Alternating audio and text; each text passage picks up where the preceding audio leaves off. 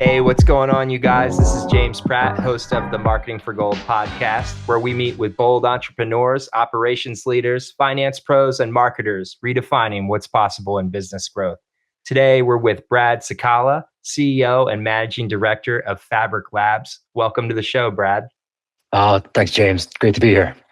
So I know a bit about Fabrik Labs, but you tell us, you've done a lot of great work. Yeah. So Fabrik Labs, we call ourselves a digital product design and development shop, but really all that means in plain language is that we build apps and software for people that are maybe struggling with their current tech stack. It's not doing what they want it to do, or they've outgrown things, or they maybe want to bring a new app to market. They've got an idea, but they don't know quite how to get it done. And we're able to leverage a lot of modern development techniques that enable us to build those apps, bring them to market a lot faster and a lot cheaper than traditional development methods. Nice. So Marketing for Gold works with a lot of B2B companies. Can you tell us a little bit about if you've served any B2B companies, or kind of how Fabrik Labs can serve a B2B company? Sure. Yeah, I would say that's easily 50% of the work that we do, if not more. A lot of the tools and the products that we build are internally facing, and so either they're for that actual company's employees, or they're for them to interface with another business. Hence the B2B that you're talking about. So one example is a healthcare company that we worked with who helps to manage in-home care services across a couple of different states, and that also involves sort of chargebacks to Medicare and Medicaid, and it's a pretty complex sort of set of exchanges that they work in there, and each state handles things differently. So they could see their reports on a state-by-state basis. So maybe they can see Colorado and they can see Iowa, but they could never, at a business-wide perspective, see everything together in one report, because each state has different schedules that they follow, or they have different chargeback rates, or all those different things. So we were able to build a new set of dashboards for them that took all of their user data and sort of normalized it, and then were able to report out on it at a company-wide level, sort of balancing out all those different things there. So sort of an example of an internal business need that we are solving for them. Nice. Yeah, that's a good one. It seems like a lot of times there's a communication issue between apps and integrations with what the executive team's looking for, and sort of what you guys are able to surface through those connections. Yep, that's right. And often what we'll see is there's an organization that's grown up and they've had a couple of years of success. Maybe they started out as a small business with just 1 or 3 people, but now they've gotten to maybe 5, 7, 10 people.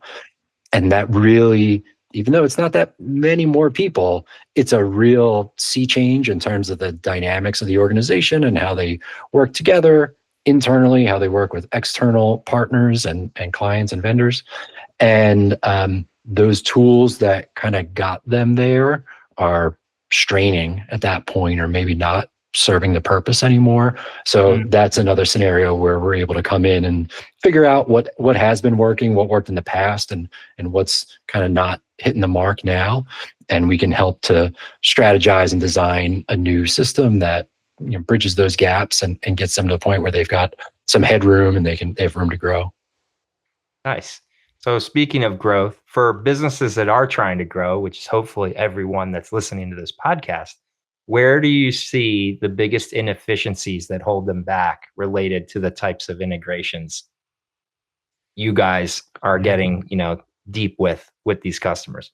Yeah, I mean, it's really looking at the repeatable practices, or the things that the organizations do, day in, day out, or maybe multiple times a day. And where do you find that, you're just doing that same thing over and over again. And can you automate that? That's a big piece of it. Mhm. Sometimes it makes sense to keep some of those practices manual. If Mhm. it's a integral part of what you do, or you're deriving some sort of knowledge or value out of it, then you want to keep your hands in that. But any repeat activities, that's certainly a place for errors to pop up. If you're sort of doing that same thing over and over again, there's a lot more Mm. of a threat surface there. So you can have some efficiencies gained by error control and automating those things. Mhm. But yeah, I think that's the biggest place where people can save time and money there. Nice. So to kind of take it from the operations side and how that influences the customer experience, how do better systems or automations, integrations help companies create a more consistent customer experience? So yeah, there's a couple things there. I mean, I think the first one is, if you have a regular customer interface that is, you're doing that sort of manually today, and Mhm. if it's one person handling that, maybe that's fairly consistent. They might have their own sort of, I don't know, email templates that they're sending out, hopefully, or responses, regular canned responses that they have to um, common inquiries or things like that. But Mm. um, as soon as you start adding a second person into the mix there, you start to get variability in how that one person might respond to something versus another. And that can cause confusion on the customer side. Is that I asked about this once and I got this answer. I get asked about this second time, I got a different one. Um, and it can also, just start to take up more time on those individuals' days, right? That Mhm. they're handling that thing day in and day out, just manually. So I think those are the first two. Is that you can increase sort of the customer's familiarity and confidence that they're always getting a similar response, and you can also save time on your own side by just offloading those things into a system. Mhm. Um, and then the other one that comes to mind is just a lack of or avoiding any errors or confusion by saying different things at different times. You just really have that real consistent approach. Yeah. I don't know if I asked you this at the beginning, but marketing for gold typically works with usually companies that are 2 to 35 million a year and Mhm. maybe at most 50 employees. Can you tell us a little bit about how Fabrik Labs works on the if there is any connection with the marketing side of things with some of the companies? Like, is there any marketing integrations you guys have done? Yeah, I mean, on the marketing side of things, we tend to focus a little bit more on the the sort of the service providing side of things. So Mhm. whether it's an Customer internal success, service. Say it. What's that? like customer success, like it's kind of like once the lead has been brought into the funnel, all of that post execution type of stuff that ensures they Yes, either get onboarded correctly or they that's right. like what is that kind of stuff you were you're thinking? Yeah, exactly. Yeah, I mean, I think there's a lot of players out there that are in that marketing play world, and the marketing execution side of things.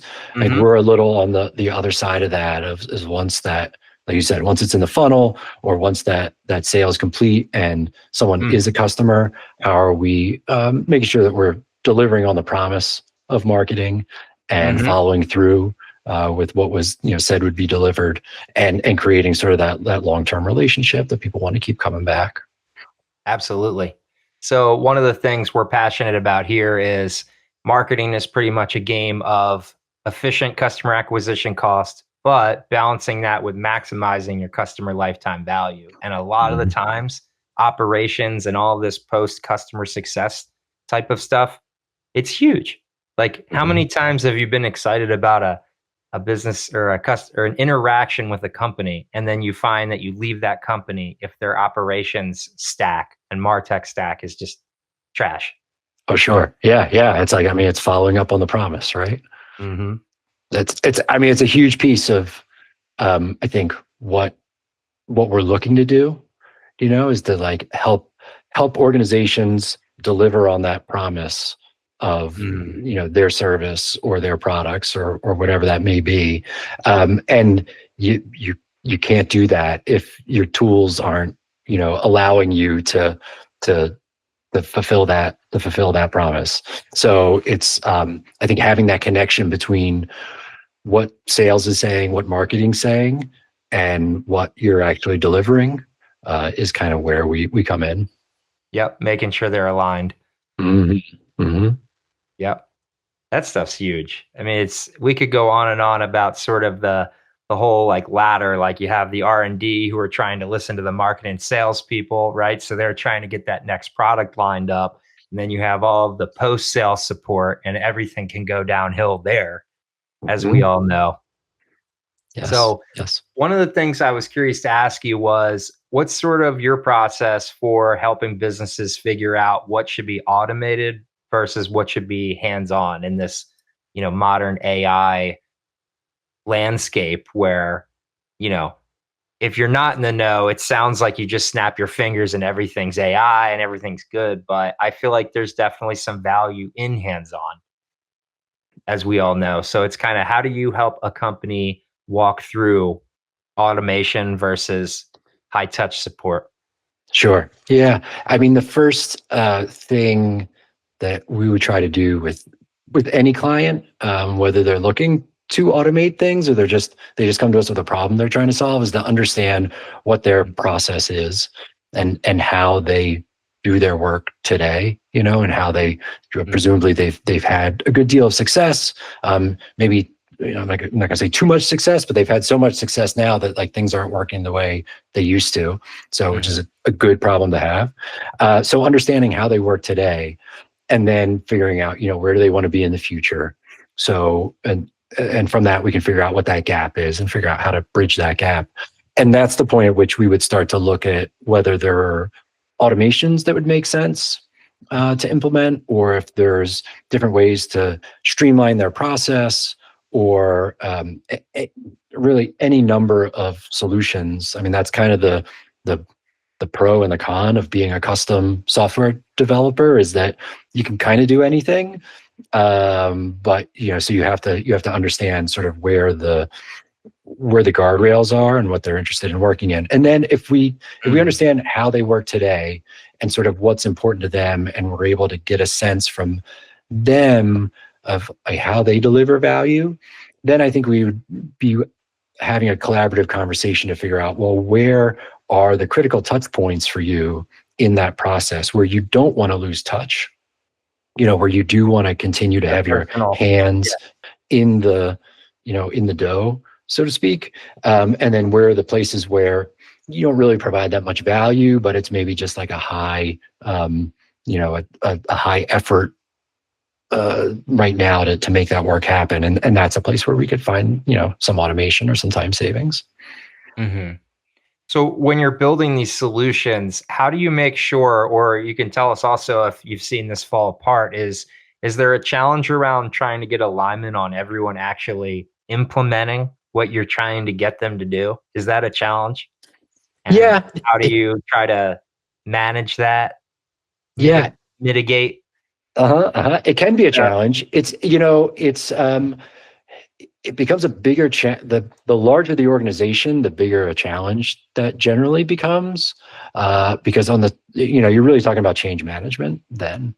And on the smaller scale, in the smaller teams, you might have almost all of the key players like in our design process with us, and that's the best way to deal with that. I mean, at any scale, is the sort of Mm, co-design and have everyone feel like they have a sense of ownership of what's being brought to market.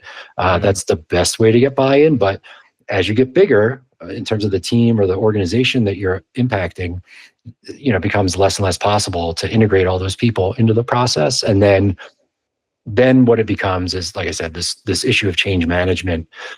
And if you're doing that, you're in sort of that scenario, then you need to be putting a plan in place around that. And like, how do you message the changes that are coming, help people to understand like why that's important, and what it means for them, how it's going to impact them in positive ways, how it might impact them in maybe challenging ways, or ways that they need to change the way that they're working. But then also, what is the larger um, initiative or rationale for that change that'll enable the business to succeed? I think the worst way to approach it, if you look at it from the opposite perspective, is to just like mandate it and tell people like, well, here's the new tool we're using, and we'll have training sessions Tuesday, Wednesday, Thursday of next week, and then you're using it full time after that.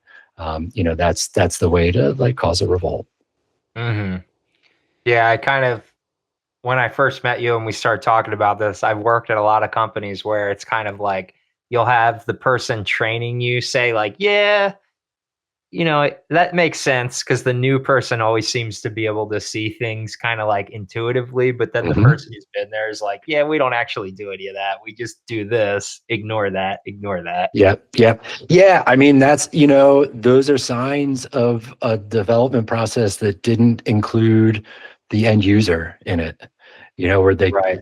they didn't bring, you can't bring everybody in, but like bringing in representatives of the audience and the teams that are going to use it to get their feedback throughout the process and to understand, well, how do they really work, rather than some idealized view of how the department head thinks they work or something like that. Yeah.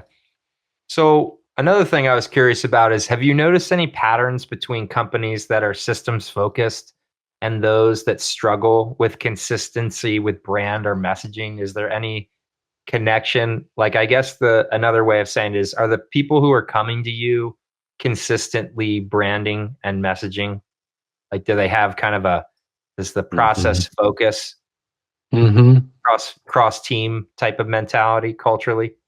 I mean, I think the people, uh, I, I think there's definitely an organization. So again, this like comes down to the size of the organization, right? So on a bigger, at a bigger organization where you have like distinct functional units, I think it's easier to have like a divergence there where you might be really buttoned up in terms of like your marketing Mm, processes, and then when you get to delivery or ops, it's less so, just because there's more people involved. On the smaller org side, it tends to, because it is more just like founder or executive run, and they have visibility mhm. across everything. It tends to be more holistic, I guess, in that if they're disorganized in one place, they're disorganized in the other, or vice Mhm. versa.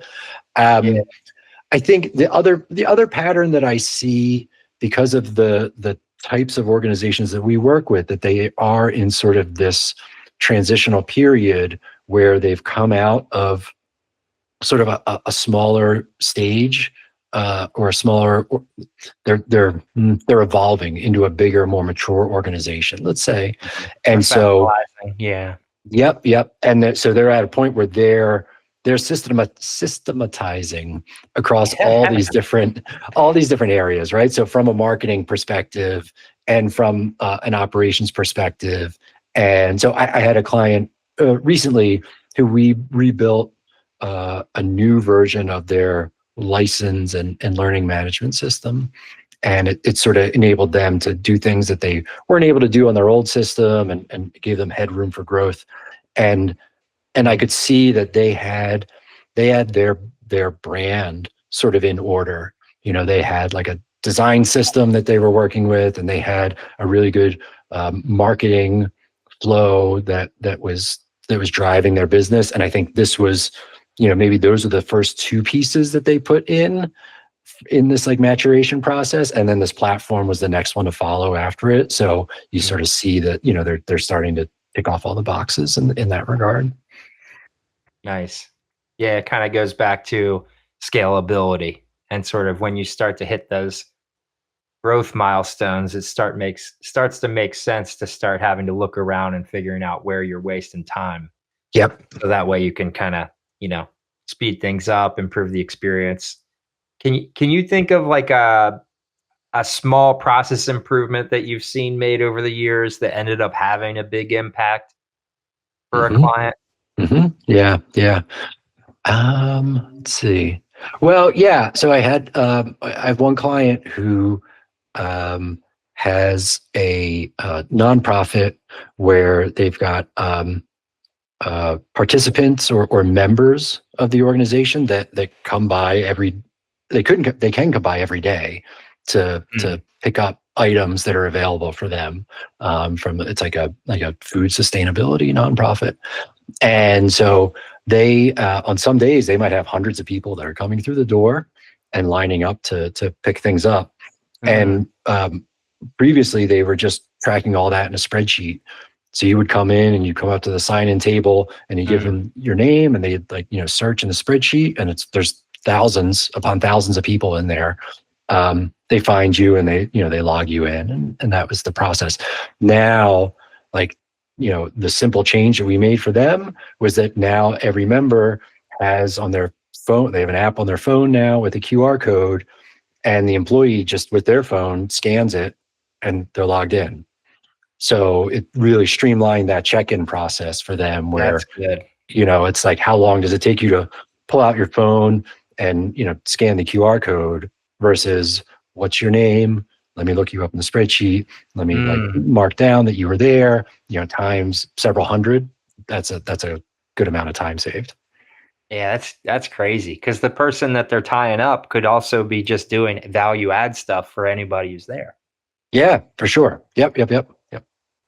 This is crazy. I don't know if I'm allowed to say this, and I'm gonna probably anonymize it, but, It's your like, show. real talk, real talk. I was at the mall, I was in King of Prussia Mall, and in the middle of my interaction with the customer service associate, they were kind of, like, a little distracted, which didn't bother me, but I was like, I thought it was because they were on their phone, which is pretty typical, but she Mhm. wasn't. She was on their little POS phone, and I was like, "Oh, what's going on?" She's like, "Oh, sorry, I keep having to look out the window. Corporate asked us to log all the foot traffic." And I was like, What? "Dang." I was like, "You guys have been around for almost 200 years." I was like, in my head, I was thinking, she's just doing whatever she's doing. It doesn't matter. I don't care as long as the Right. product's good and you leave and you're not getting in trouble. But like, it kind of reminded me of that situation that you just talked about, where I was thinking like, it just blew my mind that she was even doing that because I kept thinking like that number is nowhere near going to be accurate, but I'm Accurate pretty at sure all. ballpark. No. Yeah, Yeah, exactly, exactly. I mean, they've got the little like sensors, I think, on the door, right? They can like apparently bing, not. ring the bell every time you walk in. Someone walks in, like you can just log that, right? But no, maybe they don't. Yeah, Man. yeah, I know. Yeah, yeah. So Though, it's interesting. You say that, and it does make me think that like one of the frequent conversations I have with people is around things like that, where they'll admit they're like, I do this thing right now where it's like, and they're kind of embarrassed to say it. And it might be that, well, I've got someone that's just set up to watch the door and to like put a little mark every time someone comes in. And they're kind of embarrassed that they do it that way. But it's important to them for some reason, right? To track mhm, that or to do whatever it is that they're doing. mhm, Um, and so I'm sort of a proponent of doing it like in, like the simplest way possible, and however makes sense for you to like prove that that is a valuable piece of data or that's a useful practice, and just do it as cheaply and simply as possible, and mm, and then see, well, okay, has that provided value for you, and are you using that data? That's a useful experiment that didn't cost you a lot of time or money to do. And then if that's the case, then we can build that into, whatever we're putting together for you that will cost more money to do that, but it'll be automated, it'll be integrated into your reporting system or whatever it is, and it's going to work. So like that's the biggest thing, the biggest that's place the where I see key. people. Yeah, exactly. That's It's where all people get about into trouble. workflow. Hmm.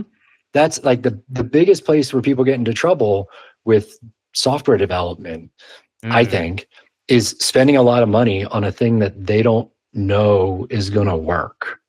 It's not going to necessarily bring the results. They think it is, right? And they think it's a great idea. And maybe that's true, but it could just as easily not be. Like, I mean, I've done this long enough to see plenty of situations where people had a thing that sounded like a good idea, and then you implement it and it, no one wants to use it, or they don't work the way that like that person thinks they work.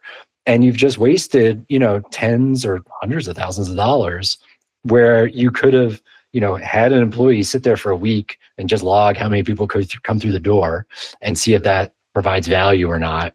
And like suddenly, okay, now we can invest in building this out into like an automated system. Mm-hmm. Yeah, a lot of this stuff kind of reminds me of audio production, which is something I used to love to do back when I was in my younger years, music production, and I Oh got yeah. really into it. And it's fun. So one of the things I love about creative work, which marketing is almost always creative, and what you're Mhm. doing is very creative. It's workflow is kind of like the bedrock of like everything. And sometimes I actually heard a cool little interview with the band I like, and they said they do some pre-production demos on certain parts to get vibes on it. Sometimes you're just trying Mhm. to, like you said, it's kind of like you don't need to spend $100,000. Maybe you just need to do it like rough and dirty to just figure out, is it, Right. what is it? What is it? Sometimes you can't actually understand the scale aspect, Mhm. sometimes you can do it. I can't think of a better way of saying it other than rough and dirty right now. It's just kind of like Sketchpad. Yeah. Yeah. Yeah. Yeah. Where you're just doing it as like it's not the final process, but you're getting the data. A lot of the Mhm. times in these types of things, there's a balance sort of between putting the pieces of scale, budget, opportunity for efficiency, right? These are sort of those balances that I imagine that you're talking about. Yep.